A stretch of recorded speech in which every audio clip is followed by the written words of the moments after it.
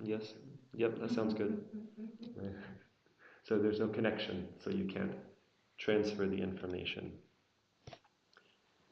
And the root of the word in Latin means to make common. So there has to be some common connection. We're coming together around the same idea, and we're both shining our spotlight of consciousness on that idea. And this can be very powerful. It's like our consciousness is a laser, and we can focus on something. But if two people focus on the same thing, it's extra powerful. Or if many people focus on the same thing, it's even more powerful. So when we come together for chanting Hare Krishna, for example, it becomes very powerful because we're all focused on the same vibration, right? So this is what is communication.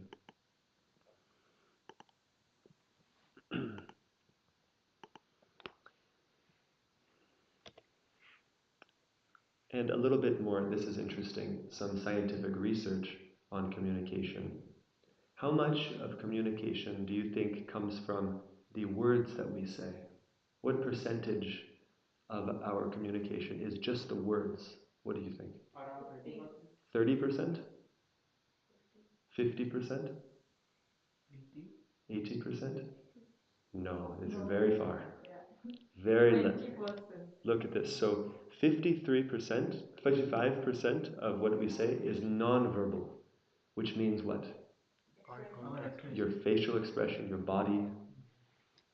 So if you're sitting like this, right, it communicates something. But if you sit straight, most everybody here is sitting straight and listening, and it makes me feel that you care, and it helps me. And so this is non-verbal. Then 38% is vocal, which means our tone of voice. Apparently, people who have a deeper voice are accepted as more authoritative. Interesting. So our tone of voice, the way we say something, right? Like you hear lectures of Srila Prabhupada, or if you hear his kirtans, he has such emotion. He will sometimes almost yell with great intensity because he's making a very powerful point. So this is not even the words, it's just the expression of the words. And only 7% is the actual choice of words we use. Very interesting, right? So it's subtle. Communication is subtle. So, as an example,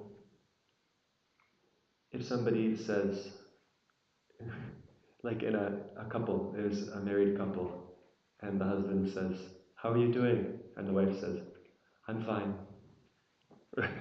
So the words are "I'm fine," but the meaning is different. Yeah. So this is why texting is very dangerous also, because it's only words, no expression, no body language. And this is why emojis are so popular, and they're very helpful, right? They convey a facial expression, they give some deeper meaning. And so the conversation is subtle, and the state of our consciousness impacts greatly how we communicate, how we're able to give someone the message we want to share.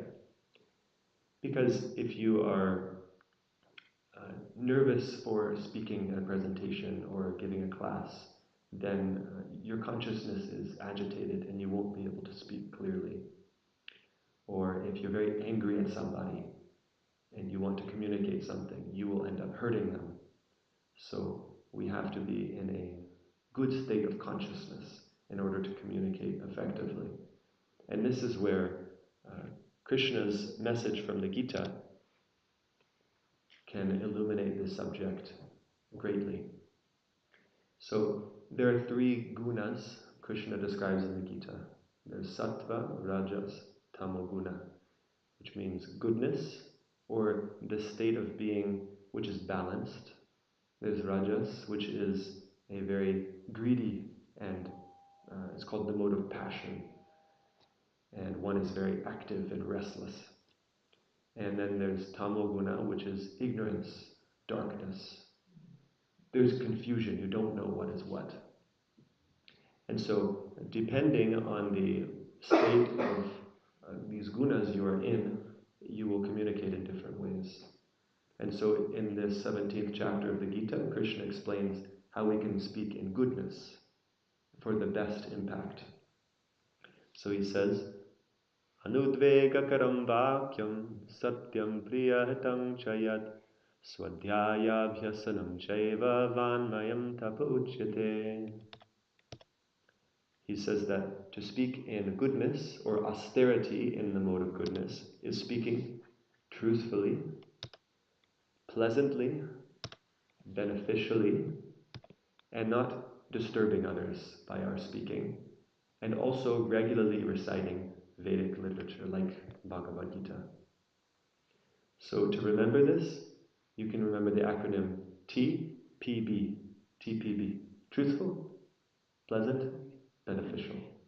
So before we speak something, we can think, will this be true? Will this be pleasing? And will this be useful, uplifting, beneficial for the other person? And if it's not one of these things, maybe reconsider what you're going to say, how you will say it. If we are in the mode of passion, we will want to speak quickly based on our emotion. And this is dangerous. Has anybody spoken something that they regretted saying? Have you ever sent an email or a text that you regretted sending, but once you send it, you can't take it back? On WhatsApp, you can delete messages. But when you speak it, you can't take it back. Words can be like arrows, right? So we can cause great harm with our words. So what's interesting to look at is we might try to be truthful, pleasant, beneficial with our speaking, but if we're not in the mode of goodness, we will be fooling ourselves. So take, for example, being truthful. If you are in the mode of goodness, then naturally you develop knowledge. One in goodness develops clarity, and they can see things as they are. And they know what is right and what is wrong behavior. And so they're able to actually speak truthfully. But somebody in passion, they will always try to get something out of you. So they might be speaking something true, but they are doing it to exploit. Right? So it's truthful, but it's not beneficial, at least in the long term. Right? So we'll talk later on. This is called flattery. It's maybe they're saying something true about you. Oh, you have such a nice smile. And then they'll ask you for something. Or they'll be trying to butter you up. Have you heard this term? Like you put butter on a chapati. They're trying to butter you up so you'll be more open to giving them what they want.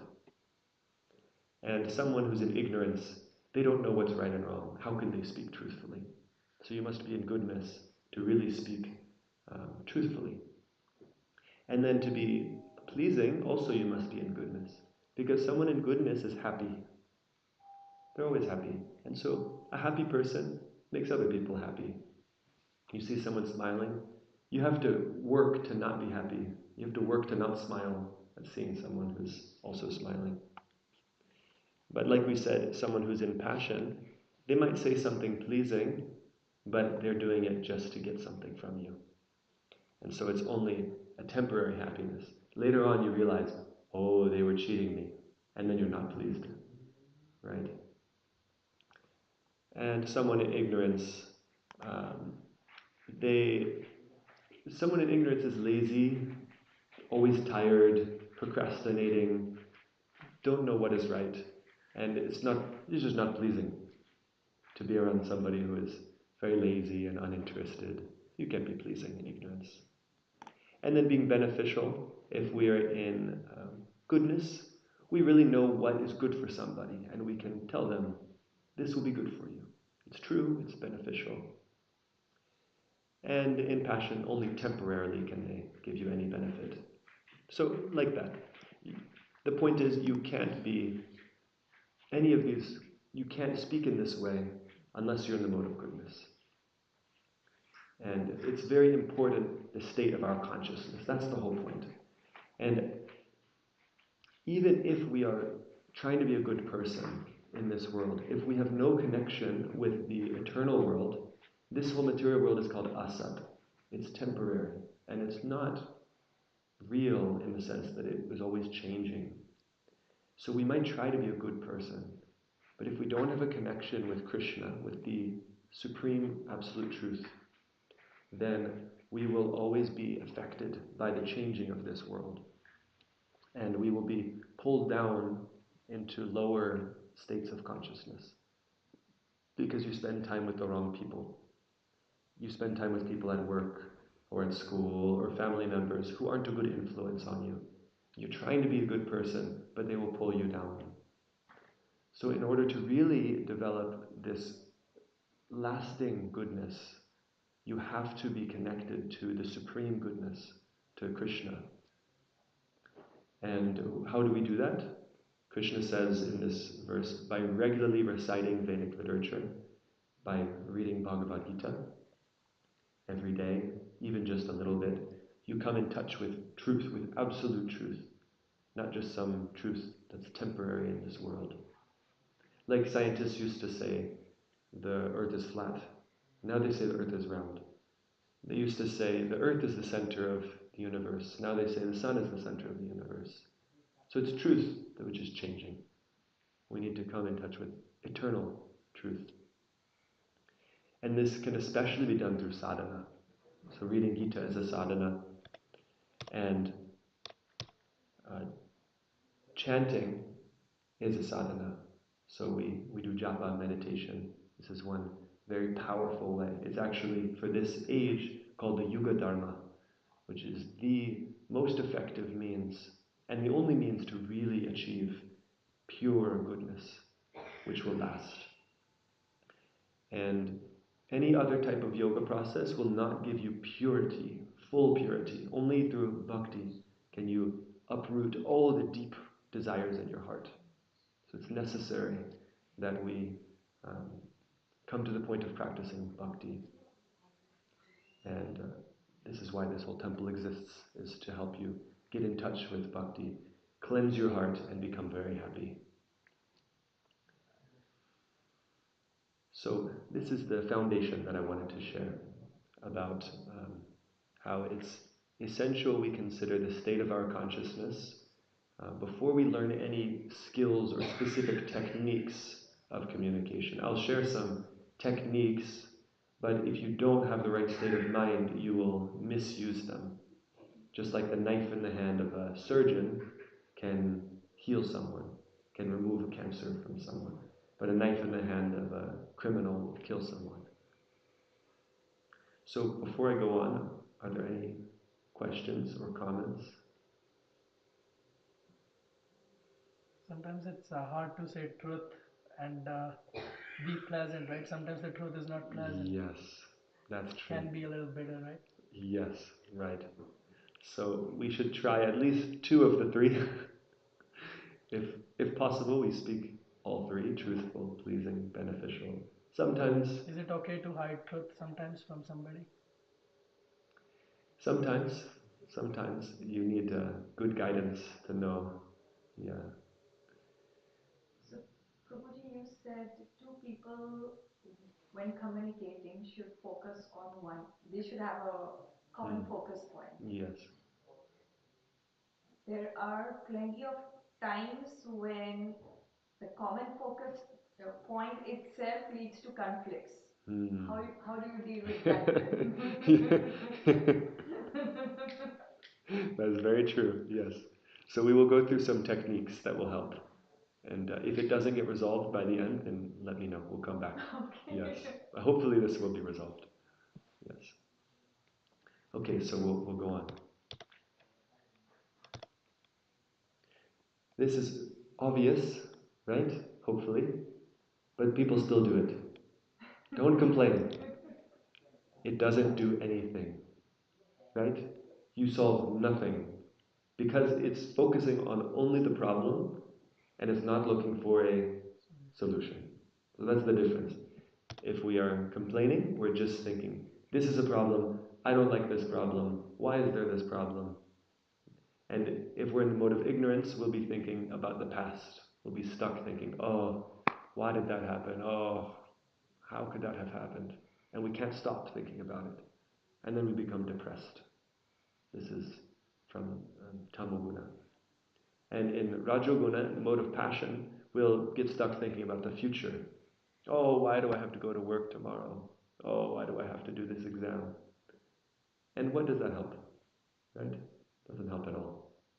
So in the mode of goodness, we focus on the problem, but right now, and what can I do about it? Right? And we can, in goodness, either choose to remediate or tolerate. So we can do something to change the situation. If we can't change the situation, then we say, all right, I will tolerate. Sometimes it's necessary to speak critically, right? Like you were saying, love. Sometimes you have to speak the harsh truth. So when is it useful to speak in this way? What's an example? And we want to prevent somebody from some dangerous situation. Okay, yes. So what's an example of some dangerous situation? Like somebody is, say, stealing something Okay. or doing something wrong, and Mhm. that's going to put him in the trouble. Yes. Like a small child who is mischievous, and Mm. parents has to be truthful and tell him. Yes. And it might not be pleasant. Yeah. Yes. It may not Yes. be pleasant. Yeah, or a supervisor has to correct an employee. Yeah. If it is dangerous to that person, you have to say the truth and save him. Yes. Yes. So when you're telling your, like say my young brother, I tell him sometimes like to choose specific company, like he has friends. If those friends I know, like I can see as a third person, if they are not good, I tell him, like you should make a little distance from him. But it's harsh for him to hear that. Like he doesn't want to stay away from him, but it's the truth, right? Yes. So the mode of goodness is described as poison at the beginning, but nectar at the end. Passion means nectar at the beginning, poison at the end. And ignorance is poison. So sometimes, if you're speaking in goodness, it's a little bit unpleasant at the beginning, but it's helpful. Yes. But don't complain. It's not necessary. So isn't telling your feelings or what you feel, do you categorize that in complaining or? Is it problem-oriented or solution-oriented? Well, for example, as you said, if there's a boss and some employees come and tell them, well, that employee is not listening to me, can you, so that is also taken as complaining. So is that right or is that wrong? And if he doesn't communicate, then there's no communication. Well, if we respect the person and we see the behavior as wrong, then it sounds to me like complaining means I don't like that person. But if we respect the person, we see that they could do better, but it's just the behavior that's not good. So this behavior is unacceptable. They really should change that. They're a good person. They could do so much better. So we see that they could be better, rather than just thinking they're always just this annoying that doesn't person. come in complaining. If we're trying to help the person, to me that's what is the difference. Is complaining is just negative. It's not trying to help anybody. It's not beneficial. But if we have the value of being beneficial, we might say something that we dislike, but it's with the desire to change the situation for the better. What do you think? I can I like put some of my input. I used to think there's two kinds of complaints, like a complaint which you can do something about, and then complaint that you can't do something about. Like if I complain, oh look at the weather, shitty weather. This is a complaint that I shouldn't be doing. Okay. But then if there is a complaint like she said, if she brings like a complaint to say her boss, that's something that he can do about something about, right? Okay. So Okay, that's a good point. So that's a solution-oriented complaint. yes. So we can consider, do I have an influence over this? Yeah. If it's the weather, I have no influence. No. And if it's another employee or a classmate, I might not have influence directly over them, but the teacher or the boss does. But still, even they might not resolve it, and I'll just have to tolerate. I can bring it again. So my point was that if we don't listen to the complaint or if we don't act with the complaint, there is going to be miscommunication or then eventually no communication. So the subordinate is never going to go to the boss, because then that person is going to think, well, boss is not going to listen to me. He's not. So then how do you solve that issue? Then there'll be no communication at all. Yes. Right. Of course, if there's a disturbing situation that's affecting our spiritual life, our mental health, then yes, we have to do something. Seek help from the right person. So complaining would be going to a coworker or a classmate and just saying, "Oh, this person, they're so annoying," right? Okay, yeah. They can't help. Yeah, no, that's not right. But if you're going to the person who can help, then it's solution oriented. Okay. Yes. So who are you speaking this criticism to? Then that determines whether it's complaining or not. Okay. Yeah. Okay, thank you. That's a good learning lesson. Okay.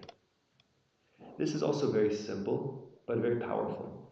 Saying someone's name is very endearing because it's the most personal thing, right? When you say someone's name, it's directly them, specifically them, and connects you immediately to them. We were saying how communication needs to connect with someone. And so just saying someone's name, you immediately connect with them. And maybe they have a nickname, special name in your relationship, and then it's especially endearing. Just like Krishna has these names like Narayana, Vishnu, and these are names that are about his magnificence. But then he has these sweeter names like Yashoda Nandana, Sachinandana, which are about his relationships. And so the different names we use also can be more or less personal. So it's a very simple, very powerful tool. It's just trying to make a point to say people's names more often. And you immediately connect with that person and they feel very happy. And the most sweet sound in any language is the sound of your own name. Even Krishna himself, he loves to hear his name, and he's not ashamed to admit that. Right? He comes to this world and he says, Chet, man mana bhava man bhakto. Krishna says, think of me, become my devotee. And Lord Chaitanya, he comes and says, chant Hare Krishna, say the names of Krishna. Because Krishna is very pleased when we say his name. It's a key directly to Krishna's heart. When we say someone else's name, it's a key directly to their heart. So it's very simple and very personal. This one is nice. Honest, sincere appreciation. So rather than speaking critically, unnecessarily, complaining negatively, we think of the good qualities of others and we appreciate those good qualities. Who doesn't like to be appreciated? Right? It feels so good to be appreciated. And if you're with your family or whatever, especially if you're a leader, if you have employees, if you have children, then to appreciate those who are working under you, then it is necessary, actually. Otherwise, they will not be very happy. So we need to appreciate. And we can't sincerely appreciate if we don't think about the good qualities of others. So the critical mind is like a fly, and a fly goes to open wounds, it goes to garbage. But a honeybee goes to the nectar, the best part. So we should train our mind to be like that. Always think of the good qualities of others and meditate on those good qualities. And then when you're thinking of the good qualities of others, when you see them, it's very easy and very natural to appreciate them. Just like a fruit, when you squeeze a fruit, natural juice comes out. And so, what's in your heart, when you are put into a difficult situation, it will come out. When you are put in pressure, then what's really in your heart will come out. So if you're bitter, angry, then when there's pressure, then you will speak sharply, you will hurt people. But if there's sweetness in your heart, if you're always thinking of the good qualities of others, if you have a regular sadhana, reading Gita and chanting japa, then sweetness will come out. Maybe life gets difficult, but you say, it's okay. It could be worse. Like, actually, this is Krishna's kindness.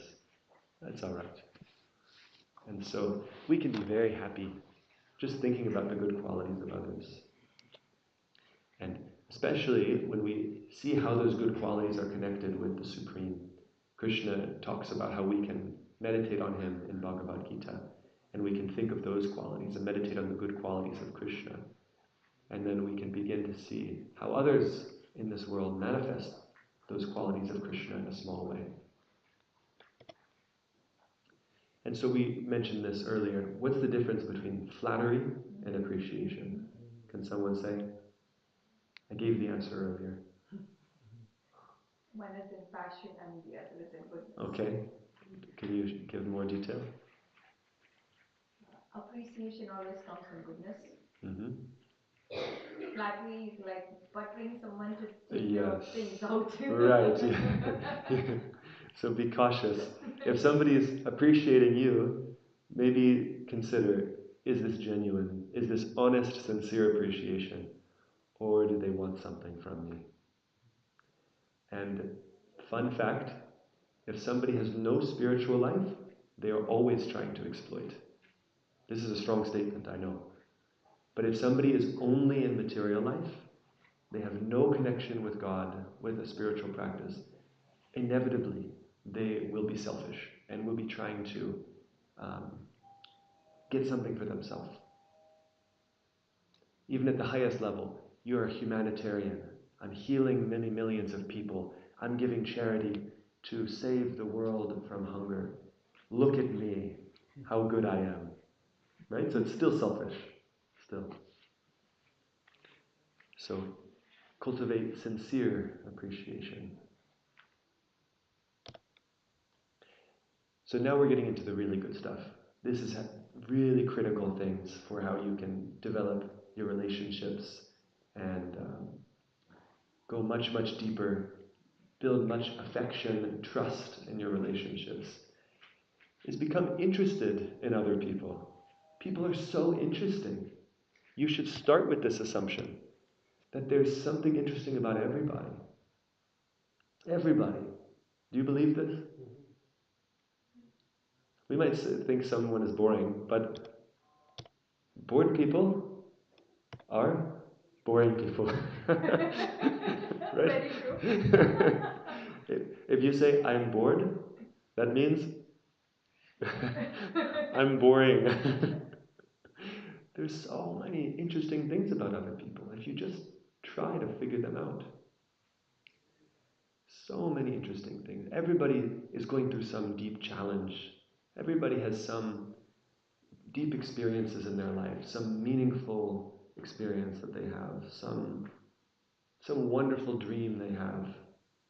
And if we are interested in other people, we're interesting people automatically. Everybody likes to talk about themselves, so it's not very difficult. Not very difficult. But be cautious and don't interrogate people. Some people are just not interested. They won't open.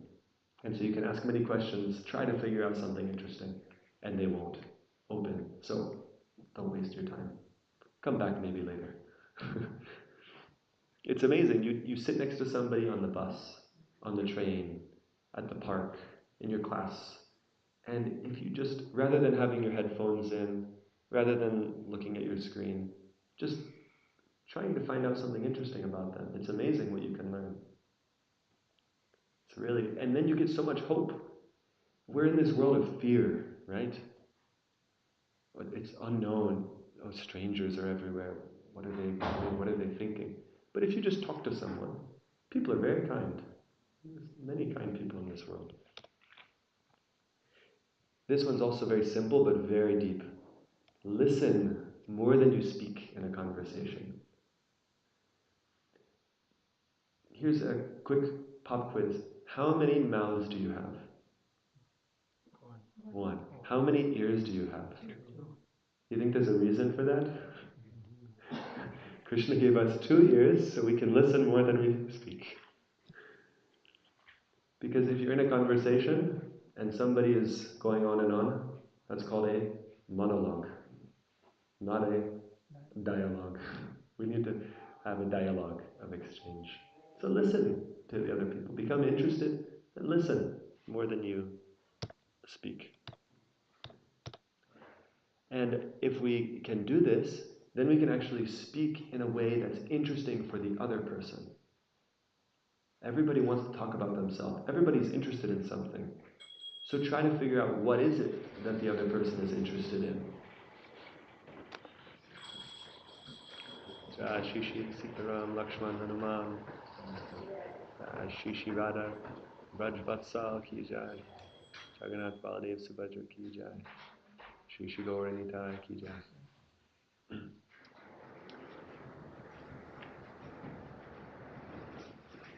So, if you listen more than you speak in a conversation, which I'm not doing right now, I'm monologuing, so don't take my example, you'll learn about the other person's perspective and their interests, and then you can speak about those interests.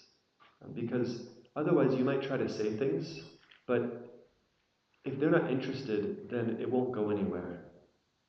Or they might just not even be able to understand what you're saying. So you have to understand their worldview. And this is interesting. Consider that our mindset is like building blocks of ideas. And so to convey a message to someone else, then use the building blocks that they have and arrange them in a way that they can understand. So you have to build your idea in their head with their ideas. Right? So there are people who seem to be listening, but they don't listen. They are just thinking of something else. Yes. What do we do? Ask them questions, and we'll go into that. Quiz Yes, right. Yes, you can see it. You're speaking something, and they're starting to look up, or then they just interrupt. Yeah, interrupt, and they are Yes. saying their own thing. Yes. Without even letting us complete things. Yes. So you give this seminar and you invite them. No. So what will it go on to? One powerful tool is actually the person who's speaking is not the one controlling the conversation. Who is the person who controls the conversation? Listening. The one who not only listens but asks questions. Because a question is like a hook, and you can bring someone. A question is like a frame. How is your family life? You're saying this conversation should go this way. How is your daughter? And that's even more narrow. So you're actually bringing the conversation to where you want it to go just by asking questions. So if someone talks a lot, then you have to get better at asking the right questions, and you can change the conversation course. Yes. So 2 tools, and then we'll finish. The next one is about questions. This one is a framework for those questions. So FORD, Ford. If you don't know what to say in a conversation, here's what you can go to. FORD. Family. Everybody has something to say about their family. How is your daughter? How is your father? How is your cousin? Whatever. So many things you can ask and discuss. Occupation. What do you do for work? Right? How is your boss? How are your coworkers? What do you do when you're stressed at work? Everybody, we spend the majority of our day at work or at school, right? Except for me, because I'm an alien. So everybody has something to say about their occupation. Recreation. Everyone's at work dreaming of the weekend. What do you do on the weekend? What's your favorite thing to do? And then when you get someone talking about something that's really meaningful to them, it becomes interesting, right? The conversation is boring when there's no interest, when there's no meaning. But if someone loves what they're talking about, you want to help light someone up, and you look for that thing that they love to do. And when they speak about it, it will be very interesting. And they will be very happy. And they will like you. It's very easy to get people to like you if you just think about them and talk about them. But to be selfless means we have to be in goodness. And dreams. What do you want to do after you finish your school? If you had all the money in the world, where would you like to go? What would you do for your career if you had no restriction? So, F-O-R-D, Ford. If you don't know what to say, don't know what to ask, then consider these 4 categories. And then you can always generate conversation. And then, because all of you are interested in spiritual life, even people who aren't interested in spiritual life, if you start with these topics, which are material, you can sometimes, most of the time, bring it to a little bit higher conversation. And, when things get difficult at work, what do you do? Have you ever thought about meditation? Something like that. Okay, now, questions. Not any questions, but open-ended questions. So what's the difference between a closed question and an open-ended question? What's the difference? The closed one will end like yes and no. Yes, exactly. And the open-ended will have many topics. Right. So if you want an interesting conversation, then open the biggest door by asking a big question. Asking open-ended questions is like there's a big mansion. Everybody inside, we've got some deep space. And to explore that space, then we can ask questions. And this is like opening the front door. And then there's many other doors you can explore. Family, occupation, recreation, dreams, spiritual life. And you just go and you open that door with a question. And then once you're in that door, then there's many more doors. And it's amazing. Like that, you can go deeper and deeper into someone's heart and explore even places that they may have never explored. It's really amazing. There's a term now called holding space. Have you heard this before? To hold space for someone means to basically listen to them and give them the opportunity to share. So you ask them questions and hold this space by listening to them. And it's amazing what can happen. Just by listening to someone, people can realize, oh, I never thought about that. I've been really struggling at work, and I never considered that I could just go for a walk on my break. I could just open Bhagavad Gita. I never thought of doing that. So it's a great service we can do to help others just by asking questions. And this is the trick. They should start with what or how. That's how you know it's an open-ended question. So, what do you like to do? Not, do you like to swim? Then that's a yes or no. So you open-ended questions create an opportunity for the other person to share. It's very personal. You're showing, I care about you. I'd like to hear what you have to say. So please tell me. You're opening their heart with an open question. And there's no limit. And so it's very exciting. If we ever feel bored in conversation, if we ever feel anxious in conversation, if we start using the Ford tool and the open-ended questions, we can become we can have fun in conversation, always. And like I said, everybody wants to talk about themselves. And nobody gives a chance for people to talk about themselves because they're always waiting to respond, right? They're always just, I'll listen to you as long as I need just so I can get a response, and then I'll tell you what I have to say. So who is there in your life who actually listens to you? Yes, right. When we chant japa, we're with Krishna and he listens to us unconditionally. But in this world, in our families, in our friends, How many people do you have who actually listen to you? Who really listen to you? Very few. So if we do this, it's a great service. And we will win the hearts of many people very easily just by asking about themselves. So in summary, good communication is more about how we say what we say, not the content so much.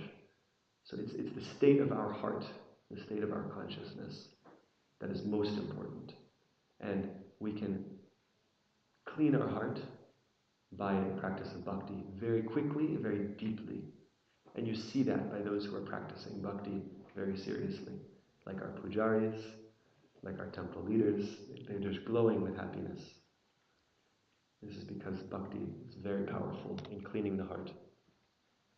Remember TPP, which means truthful, pleasant, beneficial speech. So before you speak, stop and think, will this be TPP, truthful, pleasing, beneficial? Try for all three, at least two. Sometimes you can't do all three. And learn to be selfless and focus on the other person. Just give up your own ideas for some time. You might have a thought come into your mind that you want to respond. Let it go and just listen to the other person. And trust Krishna in your heart to guide the conversation. And you'll be amazed what can happen. So, that is what I had to share. We have a little time for any reflections, questions. Yes, Prabhu. One thing is not to talk unnecessarily, right? Not to talk unnecessarily. We call this prajalpa. Yes.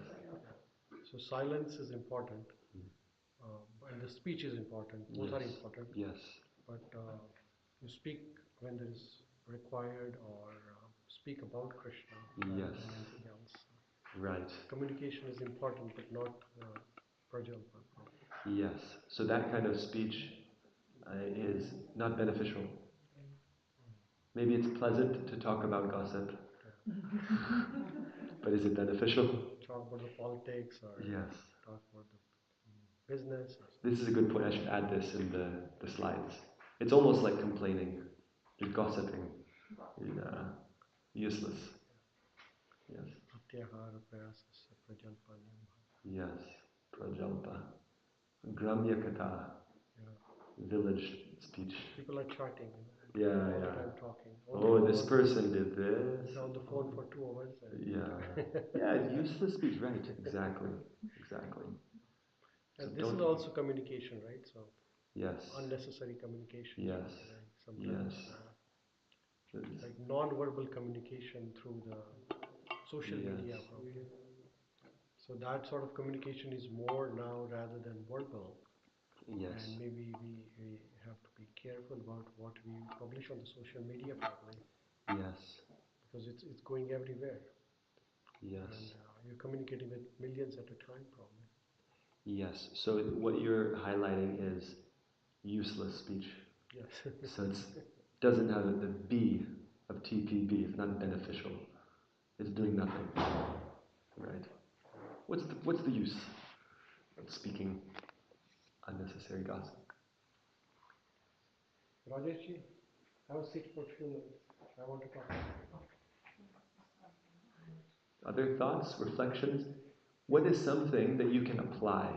One thing that you heard that you plan to use in your communication. Everybody should have one thing you heard.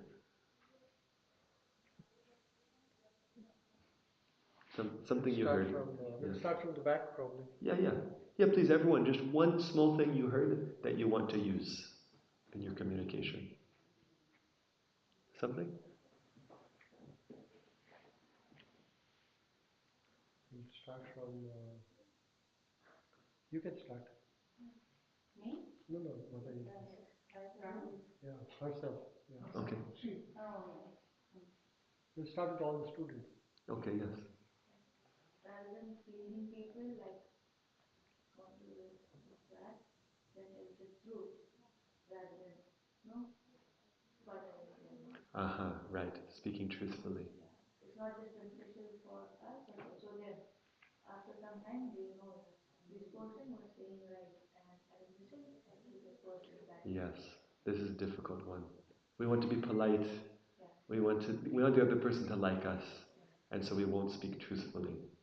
Yeah, so to speak truthfully means sometimes they won't like us for some time, but later they will realize. Yes, yes. So then we should try to speak it at least in a pleasing way. Yeah. Communication should impact others' life in a good way. Yes, it should be beneficial. Yes, great, thank you. I like the idea of inception, planting an idea in somebody else's mind, and we can like have a better conversation.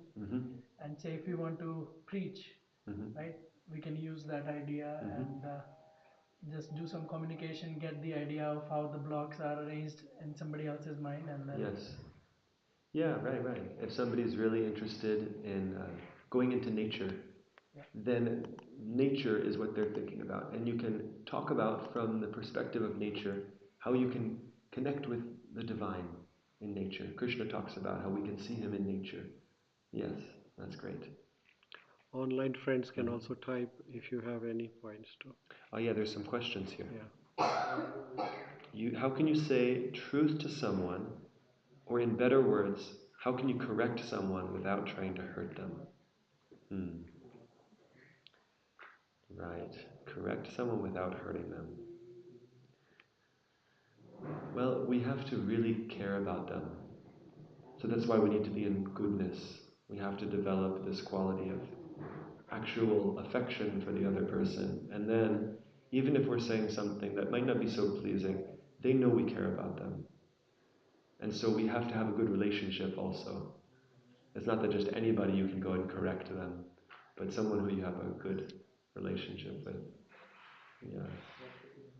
Like, yes. So again, for relationship, you should have good communication. Yes. You build that. It's a circle. Yes. Right. We'll come back to the other online comments. Yeah. Speaking beneficially. Okay. Sometimes in a conversation, I have a conversation, I go back home, I think that, I should have added that. That would have been nice. And sometimes I speak a lot. I gave away a lot of details, and then I come home, I say, I think that, what, that was not necessary. Like, I added a lot of things that were unnecessary. That is a dilemma I'm always in. Okay. Like, how much to speak? Yes. What is the right amount? Right. Is it really beneficial for the other person to share so much? Yes. Yeah. Yeah, that's why it's an art. You develop the sensitivity. Yeah. You read the body language is how many? 55% of, so you can study. Maybe someone is crossing their arms, maybe someone's looking away. Okay, maybe I'm speaking too much. Yeah. Okay, great, thank you. Would you like to share something? One thing that you heard that you would like to apply? Sincerity and use of few words, I guess. Like listening more. Yes. Listening more. Okay, listening more, speaking less. Great. Yeah. Something you heard? I like to use the Ford technique. Ford. Start a small talk and leads to a big and deeper meaning conversation. Yes, with the open-ended questions. Right. Great. Let us know how that goes as you practice. Yeah, as I am looking at this communication techniques, but nowadays there are many different techniques and many different phrases are used, like as we say some truth. But as on social media, there are many different posts which are available, that how people, and some of the reels and posts are like mind washing. We totally have to believe that, oh, this is what, sometimes we relate our mind and our situation with that, so we feel the whole thing right. But the right thing, as we have to use the proper way, is to see the other person's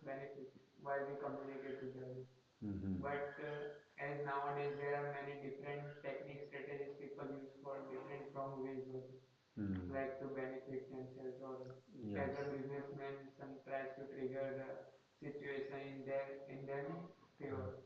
Right. Yeah. Yeah, like if you study marketing, you learn about psychology and how to convince people to buy your product. And that's the mode of passion, which is why we started with Gita values. You can have these techniques, but if your heart is contaminated, you will just cheat people with these techniques. Like every company is using it nowadays. Yes, exactly. Exactly. Oh, yeah, you find some marketing expert, they can give you this seminar, they can give you all the techniques of how to exploit people. Like they are offering the unhealthy food to every people. Yes. Like Selling you will liquor, stay healthy. selling meat, selling all the wrong things by these techniques, right? Manipulation, right? So the essence is the values in Gita, cleaning our heart. Yeah, thank you. Then we can really be beneficial. Yeah. Something that you heard that you... Avoid unnecessary talk and use direct approach for communication. Okay. Yeah. Okay. So at least 3 people here have mentioned speaking truthfully, speaking, maybe it's not the most pleasant, but speaking straightforwardly. Yes, this is a Brahminical quality, is speaking straightforward. This is how I feel. Right. Okay. I have a question. Yes. You are in a conversation with someone, and how to know that person we are having a conversation is either criticizing us or hating us. How to know the difference? Like if it's criticism to help you, like constructive criticism, yeah. or if it's just an attack. Yeah. Well, it depends on your relationship with that person. If you've spent time with that person and they're helping you and they're trying to uplift you, you can tell they care about you, you trust them. Then if they say something once in a while which is strong, okay, they're trying to help me. But if you have a not so good relationship with that person, then it might be harder to believe that they're speaking this way to help, right? Yeah. Any other additions to that? Yes? So you are saying that if somebody at the workplace attack you for senseless reasons, we have to spend time with them to understand them and then deal with the situation, or just let it go? If possible, you can try to understand, but if they're a very difficult person, maybe you need help from a supervisor. You can try asking questions and listen to them, show them respect in this way. It may work, but some people are especially difficult, will be determined to not cooperate. It depends on that person. Yeah.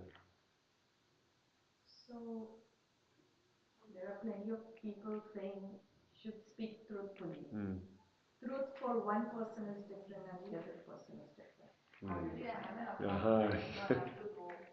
No problem. Thank Thank you for coming. Hare Krishna. Always when I come to Thanderba, I will come here. Wonderful. Hare Krishna. Hare Krishna. Hare Krishna. Okay, so truth for one person is different than truth for another person. How do you know what is true? Yes. Well, one thing for sure is that how we feel is true. So if someone speaks in a way that hurts you, then if you tell them, I felt hurt, that's true, right? Regardless of what they were saying was true or not, that was painful. I didn't like that. That hurt me. So if we base in our feelings, then we can know we're being truthful. Well, if that thing what he said is true and it's hurt him, maybe it's for his upliftment. That's true, yes. Yes. Then he should accept it that way also. It depends on the relationship, because if someone is consistently hurting us by their speech, okay, maybe it's true. But if it's very, very difficult and we can't tolerate it, and we don't want to be around that person because it's so hard, then we can tell them, when you speak in this way, it's hurtful to me. If you could speak in maybe a little bit softer way, it would help. that's something I can share. Yeah. there's this technique called iMessage. Not that you are wrong, but I feel hurt when you speak that way. So wouldn't that be selfish again? Well, it's genuine and it's with the aim of uplifting, and it's just like saying, I have an allergy to peanuts, and when you feed me peanuts, it hurts me. So if you can please cook something without peanuts, that would be good. It's like we have an allergy in our heart.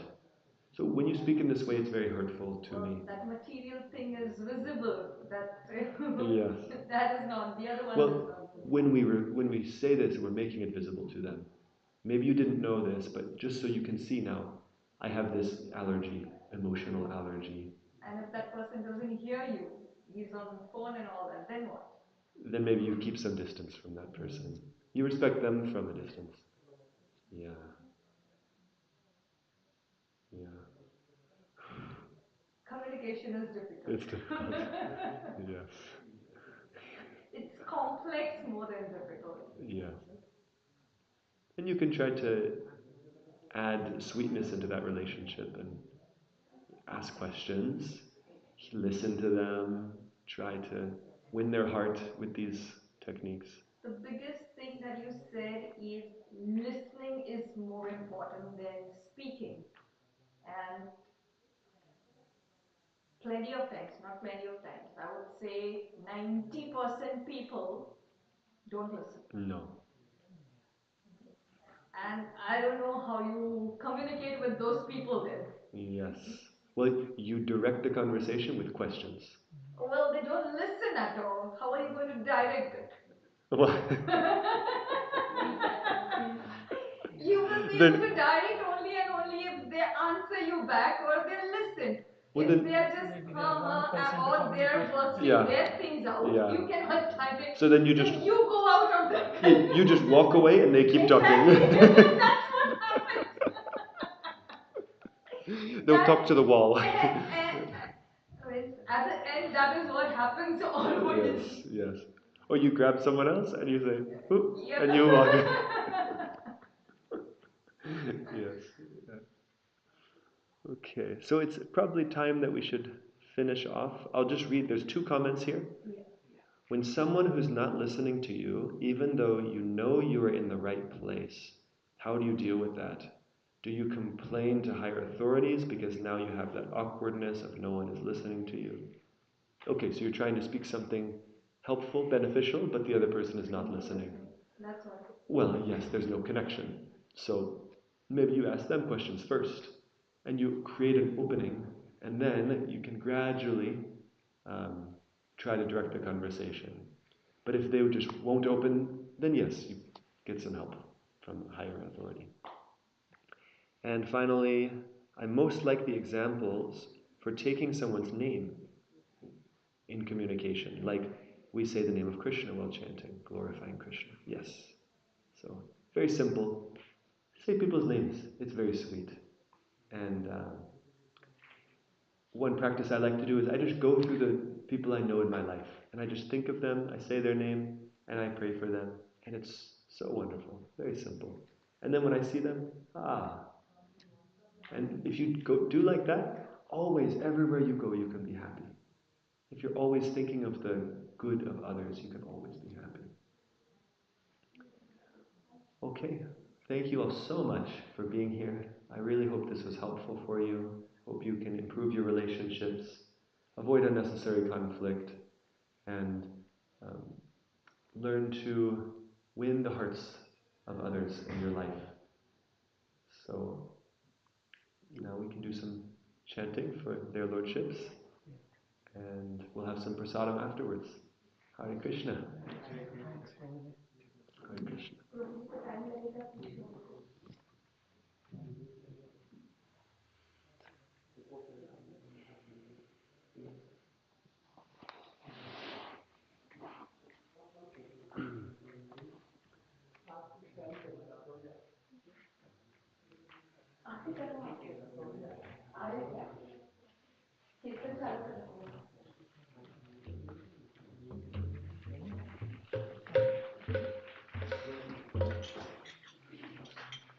Namo